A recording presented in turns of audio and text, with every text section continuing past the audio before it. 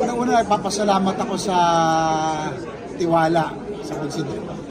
At for considering me for such a very important committee, Blue Ribbon. No? Kaya lang, alam ko limitasyon ko, mas marami ang tingin kong mas may kakayanan ang mag-lead ng committee. Sino po, ano? Sino sana iba na lang kasi mas maraming mas may kakayanan. Sinabi niya yung KS, may sabi, sir? Yes.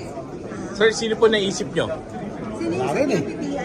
Sana reconsider ng SNP kasi nagka ano naman nagka-liwanagan eh. So, I don't know.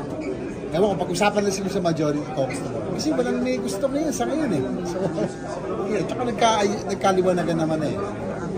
So, wala nang mga sama na loob, sir? Wala naman. Tingin ko kami, wala. Sa amin wala. Yun lang. Ako, thank you sa consideration, pero mas maraming mas magaling at may kakayanan kay sa akin. Okay, thank you.